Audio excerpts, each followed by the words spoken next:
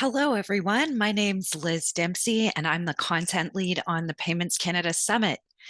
To keep you connected year round with the latest developments in payments, we're staying connected with our always amazing expert speakers.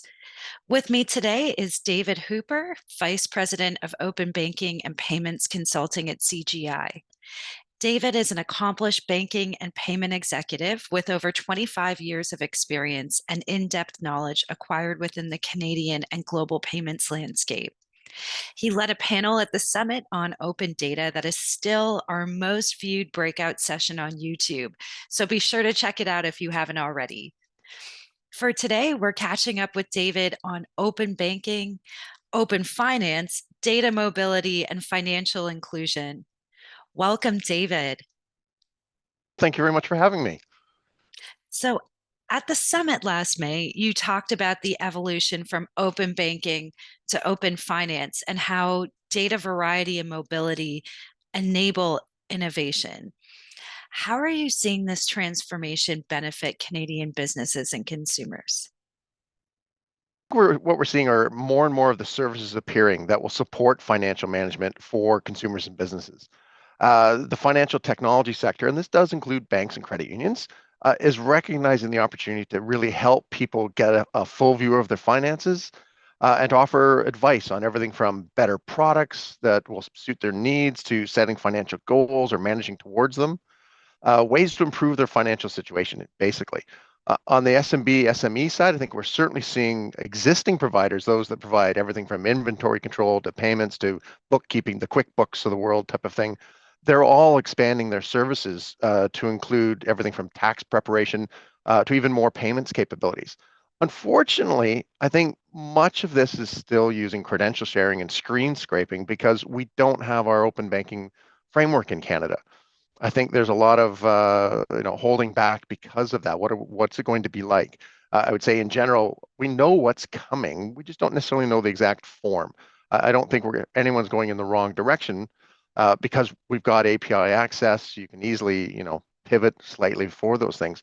But I think I would summarize the landscape as is it's gaining traction on the client-facing services side of it, but in more of a waiting mode for the technology and the data sharing side. I think we're all waiting to see the rules and the guardrails that'll make this open finance a reality. And I think the other thing I should probably mention is that this slow pace it's giving time for those that didn't immediately understand it or didn't immediately see the opportunities, or didn't buy into the concept. They're now, I think, seeing it. There's been enough talk in the industry. There's enough going on. The demand, obviously, as you're seeing, lots of people requesting that the Department of Finance move forward with this. So I think it's been almost like a traffic calming zone. And as things sort of settling, we kind of know what's coming. Others are jumping in, which is a good thing, right? I think we're going to have more involvement as these other entities look at the opportunities, at what's going around them, and just to double check to make sure they're on the right path. So it's coming. Great. Thanks for that, David. With November being Financial Literacy Month, how can open finance help to increase financial literacy and inclusion? How do we go about increasing awareness and driving demand for data mobility? I think the easy answer is to say that open finance will give consumers access to more information, right? To educate or educational information, how to best set goals, savings, things like that. Education on financial products and services, what best suits your financial goals, your aspirations, help you save money, help you, whatever the case is, build up your savings, do better with your investments, and also that holistic view of your money, your accounts, your cash, your investments. So I think there's that side of it. Um, I think having access to more information and education can drive better decisions, which can then, lead to better outcomes. But I'm not completely sure how we truly address inclusion. I think what many of us expect to see is more choice in financial services, more entities offering these sort of services, new ways of doing things. And one, for example, is evaluating credit risk. So this should mean an expanded access for credit facilities for those that don't meet the existing standards of lenders. So I think a common example of use case is the idea of someone who's self-employed, their income history or rental payments as a proxy for ability to pay. Start using those to help in that credit adjudication or credit risk process, rather than relying heavily on what we've always done, which was, salary payments, you have a full-time job, and your mortgage payments. And I think that helps in terms of inclusion, in terms of access to cash. And we've heard at the summit very much that a number of panels talked about, particularly for small businesses, access to cash, right? Particularly as we go through economic hard times. I think one of the challenges will be to improve access to basic bank accounts. In order to make payments or transfer funds, you need to have an account, and usually a card attached to a debit card attached to that account. And we've all heard situations where, the less fortunate in our society or new immigrants to Canada, they can't get these basic building blocks. So an account and a debit card. So that's the part I'm not entirely sure how open finance will help address that. I think there's maybe some systemic and legislative elements to go with that. But as we've got more players and those who are very much focusing on these, let's call it these edge cases or these niches where there's really help required, I think we'll see those services. And there's always a business way to overcome the traditional way of doing things. Let's be innovative and look at these things. Now, and the other question you asked about was how do we go about increasing the awareness and driving demand? I think we're seeing a lot of that in the market today. There's education and promotion, and I think that's on all of us to do it. And I've said many times in presentations and panel sessions, nobody's going to knock on the door of a bank or a credit union to ask for the consumer's data unless they've signed up for some service, right? That consented data sharing is triggered by the consumer finding a service that's going to help them. So I think it's incumbent upon all of us to be like evangelists for open finance and tell people what it really is going to look like. So let's say make sure that they understand that it's going to be very safe and secure, but then help them understand the potential services. I mean, it's really the art of the possible. What are the services that are going to come? And for some people, it might be a budgeting tool. For others, it's give me that whole a broader view of all my finances, more than what I get today. Everyone's going to have different needs. So it's a balancing act between educating them about the broader open finance and the secureness of it to the services that are there. And I think the other side is we're definitely seeing those who want to provide services clamoring for and demanding from the government that we need open finance, we need the framework, we want to get going in that. And that's good. But it's that balancing act between making consumers aware of what's coming. And if they find the services they want, but those services can't fully deliver on the promises because we're missing it, then that too will help drive things forward.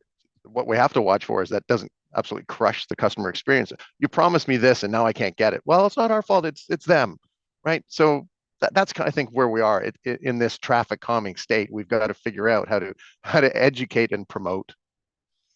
So then, picking up on your comments about education and access to information, the summit is coming up in May. We're excited to bring everyone back together to talk about the future of payments. What are your predictions for the biggest, most exciting topics we'll be talking about at the summit next spring? Let's always remember that at the core of it, there will be payments. So there'll be lots of discussion around that. What we find at the summit, and you know as well as I do, that there's always those discussion of new areas of interest, and then looking out a little further at the future. What's on the horizon that we know is coming, and then there's sort of the dreaming beyond that. In terms of payments, I think one of the topics we're going to see is pre-validation of payments. So that's prior to sending, making sure that it's all correct and in place. Helps with straight through processing speed and efficiency. The other one that goes hand in hand with that, and where we've been talking about real time for a couple of years now, real time cross border is getting an awful lot of attention. How are we going to solve that? I mean, when we get our RTR here in Canada, how will that deal with TCH or FedNow, or is it SWIFT? How are we going to move money around very, very quickly through interoperability between real time networks?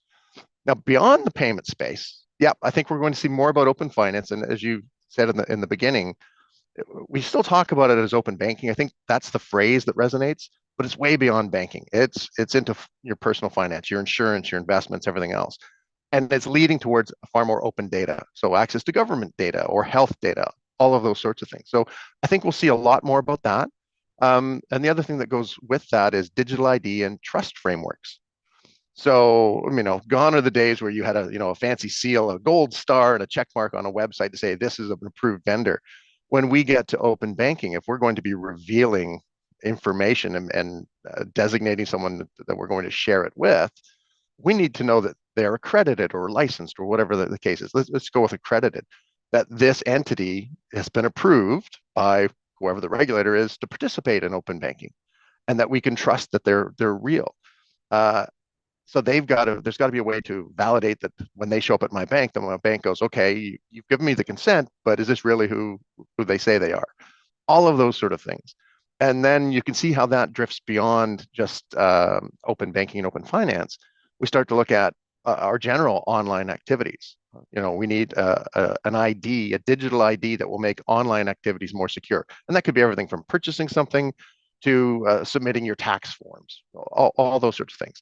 And that also expands into the day-to-day life. I mean, we're going to see digital health cards. We're going to see digital driver's licenses at a provincial level.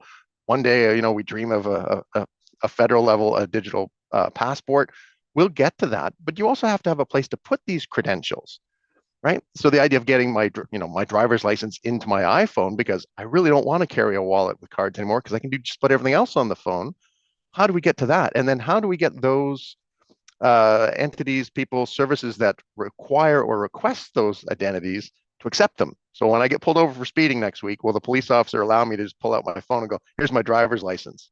Is that good enough? Or, are they going to demand the card that we've got? I think that digital ID and trust framework is going to be very big because it applies to absolutely everything across the board. So I think those are probably the main topics that we'll see. And I'm sure there'll be some surprises. As you said, we get the next update from finance. Who knows what else shows up? All exciting stuff, and we're looking forward to it. So, to close things out, and again, because we're in November, it's Financial Literacy Month. What's one action everyone can take today to increase their financial literacy? I think that's a relatively easy one. Talk about it. Ask questions. Talk to your parents. Talk to your spouse or partner. Talk to your kids. Talk to your friends. And it's not that you're revealing your information or asking them, but what works for you? How are you? Oh, we're struggling to, save for the kids' education or whatever it is, right? Make ends meet. How do other people do it? What services do they use or tools or, all of those sorts of things. I think the more we can learn from people that we think are doing a good job, you may find out they're in the same boat. We're all struggling with things, and we could all use more information or access to services. I think that whole idea of talking and sharing is a great way to start. David, thanks so much for taking the time to talk and share with me today. We really appreciate your insights. And to all of you watching, thanks so much for tuning in. We hope to welcome you to the summit in May. Thanks, everyone.